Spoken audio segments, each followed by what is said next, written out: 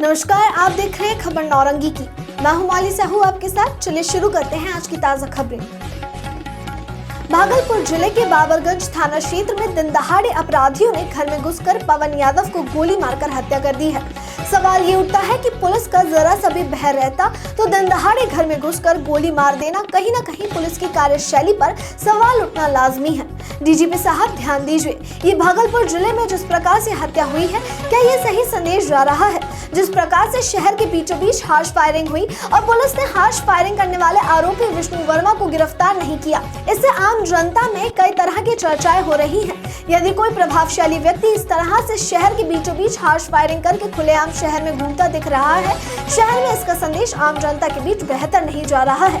DGP साहब, पटना राजधानी में आप खुद भी बैठते हैं, वहाँ डीआईजी हैं राजीव मिश्रा, जिन्हें पटना में सरकार ने सीनियर एसपी के पद पर तैनाती की थी और लोकसभा चुनाव के दौरान ही प्रमोशन मिलने के बाद भी सरकार ने उन्हें उसी पद पर बनाए रखा है। लोकसभा चुनाव के जिम्मेदार पदाधिकारी को भी इस बिंदु पर गंभीरता से ध्यान देना चाहिए।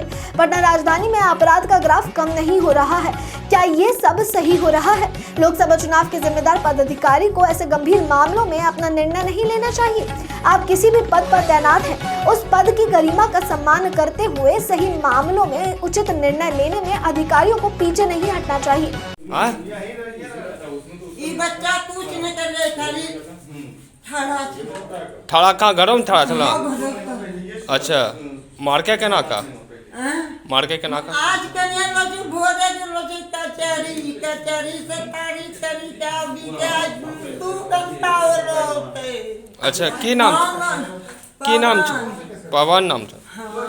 तो केना मार के केना का? अब हम कोई नहीं चलिए बेटा, सब कोई जमीन उमीन के भी अति चले के जमीन के तो ये ने मत से 4 महीना से कर रही 2-3 महीना से के मार के मदद ना देखलिए बेटा। तो क्या हो लोग ओकरा फूफू हो रही है। हम दुकान में थे, अनंत चिकित्सालय रोड भागलपुर में। वाइफ का फ़ोन आया कि ऐसे ऐसे जो पवन का मर्डर हो गया, तो हम दुकान से वहाँ गए। वहाँ प्रशासन लोग पहले से था, तो हम चुपचाप अपना सब मिलके उठा के पहले गाड़ी में चैन आ रहा हूँ, पहले तो उसका जान बचाया जाए।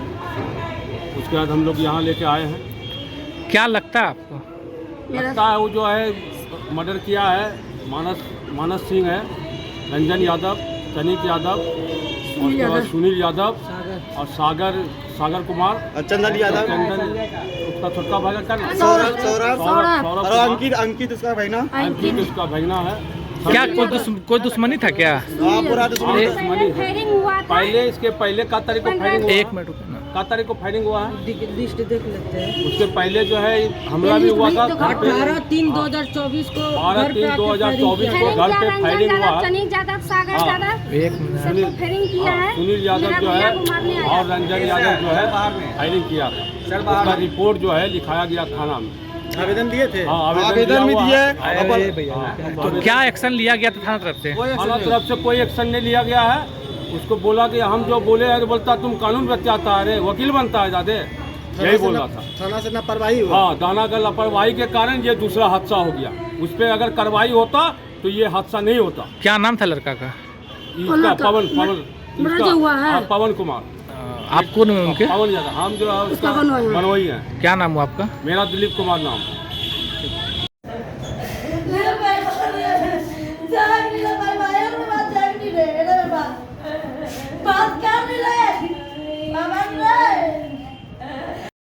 पाँच अप्रैल है, दिन शुक्रवार का है।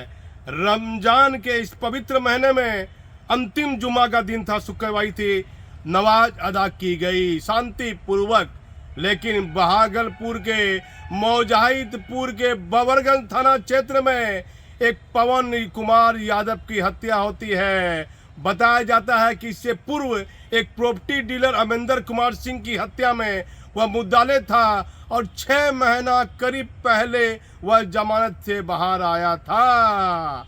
लेकिन नीतीश कुमार जी, चुनाव का समय है, लोकसभा चुनाव है, दिन दहाड़े वह तारीख पर गया था न्यायालय कचहरी और तारीख से आता है वो अपने घर में आके सोने की तैयारी करता है। दिन दहाड़े घर में घुसकर 2 गोली काटता है कि एक गोली उसके कपार में मार देता है। उसकी मौत हो जाती है। ये क्या हो रहा है बिहार में? चुनाव आयोग के जिम्मेदार पदाधिकारी को ध्यान देना होगा। बार बार हर्ष फायरिंग की घटना पर मैं चुनाव आयोग के जिम्मेदार पदाधिकारी को ध्यान दिलाना चाहता हूं। जो खगड़िया से जो लोकसभा के प्रत्याशी हैं राजेश वर्मा, उनके बड़े भाई केस नंबर 161/2024 उच्च न्यायालय में इस मामले में सुनवाई हुई है। क्या निर्णय आया है ये हम नहीं जानते हैं, लेकिन वह फरार है। न्यायालय के द्वारा क्या निर्णय आया है उसकी जानकारी हमारे पास नहीं है। और लगातार राजेश वर्मा सुर्खियों में रहे, लेकिन लोजपा पार्टी ने मेहरबानी की, चिराग पासवान ने, और उनको टिकट मिल जाती है। चले अब सांसद बनने के लिए देश के लोकतंत्र का क्या होगा किसी को कोई मतलब नहीं है। सिर्फ माल के बारे में चर्चा होती है। चुनाव में ये खर्चा होगा, चुनाव में वो खर्चा होगा। चुनाव आयोग को कई गंभीर बिंदुओं पर ध्यान देना होगा। ये क्या हो रहा है डीजीपी साहब? भागलपुर के बबरगंज थाना क्षेत्र में दिन दहाड़े हत्या हुई है। चलिए, वो व्यक्ति पहले एक अमरिंदर सिंह की हत्या का मुद्दाले था, लेकिन उसकी फुआ एक बूढ़ी माता है, काफी रो रही है। कहती है न्यायालय से आया था, सोने की तैयारी कर रहा था, अपराधी घर में घुसकर गोली मार देते हैं। कब बिहार में अपराध का ग्राफ कम होगा? पटना में एसएसपी है राजीव मिश्रा, जिनका प्रमोशन डीआईजी में हो गया, लेकिन चुनाव आयोग के पदाधिकारी को आवाज नहीं सुनाई दे रही है, हमारी खबर नहीं सुनाई दे रही है। राज्य सरकार ने प्रमोशन के बाद भी उन्हें पटना का सीनियर एसपी बनाया रखा है, पटना का सीनियर एसपी। और आप देखिए, एक डीआईजी के बारे में चर्चा है कि उनकी पत्नी एक राजनीतिक पार्टी से जुड़ाव रखी हुई है, वह डीआईजी रेंज में तैनात है। क्या चुनाव आयोग की जो गंभीरता है, चुनाव आयोग का जो काम है, अपने पद की गरिमा को समझते हुए इन बिंदुओं पर ध्यान देने की आवश्यकता है। यदि कोई डीआईजी है, उसकी पत्नी किसी पार्टी में शामिल हो गई है और वह किसी रेंज में तैनात है, तो क्या ऐसे में चुनाव साफ सुथरे तरीके से हो सकता है? ध्यान देना होगा। डीजीपी साहब मालूम कीजिए, एसपी को फोन लगाइए, डीआईजी को फोन लगाइए। दिन दहाड़े बबरगंज में हत्या हुई है। पुलिस इस मामले में क्या कार्रवाई कर रही है ये कहना कठिन होगा, लेकिन मृतक के परिवार क्या कह रहे हैं ये हमारे आप चैनल पर देखिए।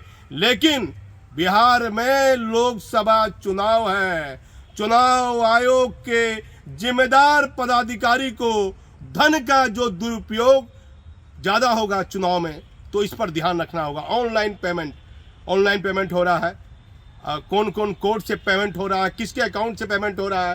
प्रत्याशी के जो नज़दीकी लोग हैं वह अपने अकाउंट से पेमेंट कर रहे हैं। 1 लाख, 10 लाख, 15 लाख अकाउंट से जा रहा है तो कोई बात नहीं है। यदि अकाउंट से 1 करोड़, 2 करोड़, 5 करोड़ रुपए इधर उधर हो रहे हैं, तो चुनाव आयोग के जिम्मेदार पदाधिकारी को ध्यान देने की आवश्यकता है। मैं भागलपुर से दीपक नौरंगी। आज की खबरों में बस इतना ही। देखते रहिए खबर नौरंगी की। धन्यवाद।